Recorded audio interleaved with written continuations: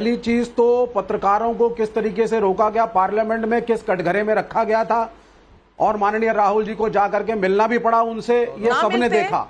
हमें तो बॉयकॉट किया हुआ है, फिर झूठी संवेदना क्यों हुआ है, मुझे बोलने की जरूरत नहीं। हमें तो बॉयकॉट किया हुआ है, फिर झूठी संवेदना क्यों? वो सबका अपना एक वो सबका अपना एक विशेष, वो उनका अपना विशेषाधिकार है, वो किसके पास जाना चाहते हैं किसके पास नहीं, इसमें बाइकॉट की क्या बात है? अच्छा, बाइकॉट की क्या बात है?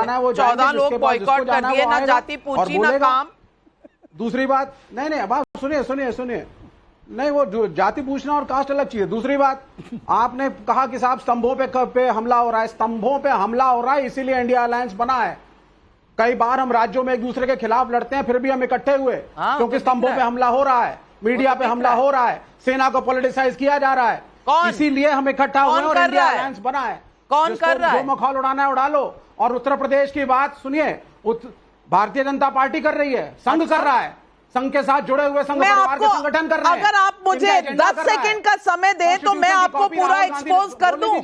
मैं देश की राजधानी जहां अरविंद केजरीवाल की सरकार है, जो जेल में बैठकर मुख्यमंत्री बने हैं, वहां 3 छात्रों की मौत हो जाती है। आप लोग वहां नहीं जाते जहां छात्रों की मौत हो जाती है, आप कहां जाते हैं? जंतर मंतर में, और रोते हैं कि केजरीवाल जेल में क्यों है, हाय क्या हो गया।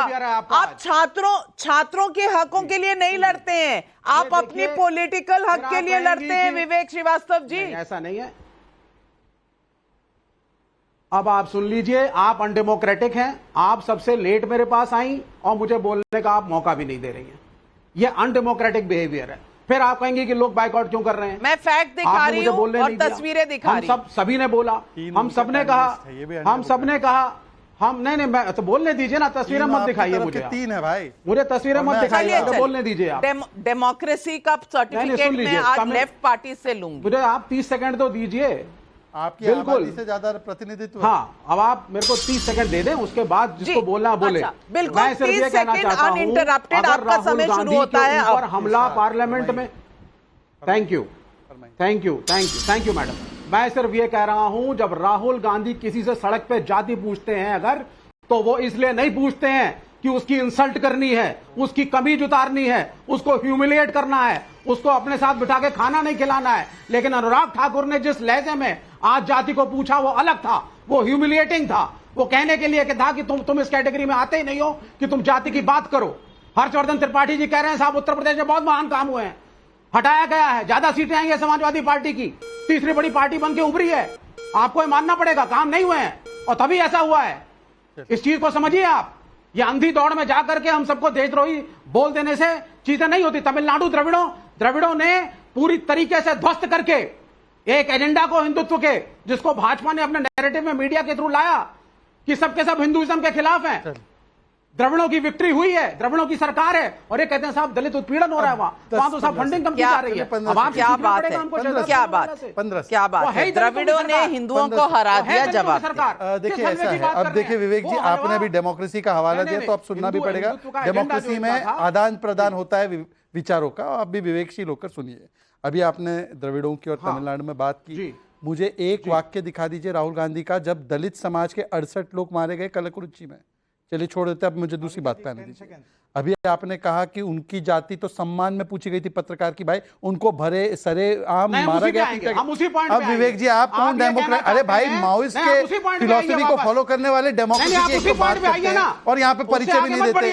नहीं भाई, अब आपके 30 सेकंड खत्म हुए विवेक जी, अब आपके 30 सेकंड खत्म हुए। अब शहजाद पूनावाला के डेमोक्रेसी के 30 सेकंड स्टार्ट होते हैं। अब सुन लीजिए, आपने कहा कि उनको तो जाति सम्मान से पूछा था पत्रकार को, और फिर उसकी अरे भाई सुन तो लो भाई, जाति उनको सम्मान से पूछा था, उनकी सरेआम पिटाई हुई थी शिव प्रकाश की, ये सम्मान था। अच्छा, दूसरी बात, अभी आपने कहा कि देखिए हमें तो बड़ा हमारा अधिकार है, 14 जर्नलिस्ट को बॉयकॉट करना आपका अधिकार है।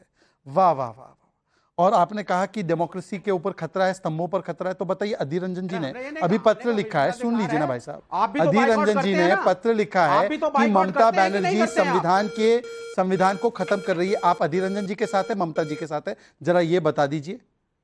और राहुल गांधी ने कहा वेणुगोपाल को ईडी सीबीआई गिरफ्तार करे। हाँ, अब ईडी सीबीआई गलत काम कर रहे थे तो वेणुगोपाल नहीं, उन्होंने कहा पिनराई विजयन को गिरफ्तार करे, तो विजयन जी को गिरफ्तार होना चाहिए ईडी सीबीआई के द्वारा, बता दीजिए। स्पेसिफिक सवाल। लेकिन जवाब दीजिए। तो ईडी सीबीआई निर्णय कर लेना, तो सही काम कर रहे हैं ना जी, बड़ी सही काम कर रहे हैं ना। राहुल जी ने बोला है विजयन को गिरफ्तार करते हैं। नहीं, सुन लीजिए ना सर, स्कूल बॉय डिस्कस। अरे आप सुनिए, अब आप सुन नहीं रहे हैं ना, आप धमका नहीं सुन लीजिए ना। अब आप नारे मत लगाइए, अब आप रिप्लाई सुनिए। आप क्लियर होकर के सुनिए। भी सवाल है, जल्दी जवाब दीजिए विवेक जी। दर्शक बहुत से सवाल भेज रहे हैं। स्कूल, हाँ तो मैडम ये चुप रहे तब तो मैं बोलूं। ये स्कूल बॉय डिस्कशन जो है कि लेफ्ट तो कांग्रेस से लड़ रही है केरल में, और साहब कांग्रेस तो लड़ रही है तृणमूल से, और लेकिन इनको ये नहीं मालूम है कि तीसरे मोर्चे की सरकारें इतिहास पढ़ते नहीं है, वो ऐसे ही बनी है। अच्छा, हम केरल में लड़े थे कांग्रेस से, खराब है, और 2004 में डिस्कशन है। संविधान पर जो देश को आपने भ्रमित किया वो स्कूल बॉय डिस्कशन नहीं थी, ये स्कूल बॉय डिस्कशन है। मैं क्या ही कहूं। हर्षवर्धन त्रिपाठी जी हाथ उठा रहे हैं। हर्षवर्धन त्रिपाठी जी, समझ नहीं आ रहा, आपके पास पहले आऊं कि दर्शकों के कुछ सवाल ले लूं। दर्शकों के सवाल लेती हूं और फिर आपके पास आती हूं। के दास का यूट्यूब पर सवाल है, सीतारमन ने गंभीर बात कही है, विपक्ष किसी षड्यंत्र के तहत देश में हंगामा करता है जिससे देश अस्थिर हो और पीछे चला जाए। इस आरोप पर विपक्ष क्या कहेगा? दशरथ गर्ग का व्हाट्सएप पर सवाल है, क्या बिना जाति पूछे जाति जनगणना हो सकती है? महेंद्र सवाल पूछ रहे हैं व्हाट्सएप पर, किसी की जाति नहीं पूछनी है तो फिर कांग्रेस 1950 से किसको आरक्षण का लाभ दे रही है? ज्योति करवा का व्हाट्सएप पर सवाल है, राहुल जी की बात बिल्कुल सही है, अब से क्या राहुल जी जब भी फॉरेन ट्रिप पर जाएंगे अपने साथ एक ओबीसी, एक आदिवासी और एक एससी एसटी का इंसान लेकर जाएंगे? बहुत रोचक सवाल है। हर्षवर्धन त्रिपाठी जी। देखिए नविका जी, सबसे पहले तो मैं कहूंगा कि जो निर्मला जी ने कहा है वो गंभीर मसला है।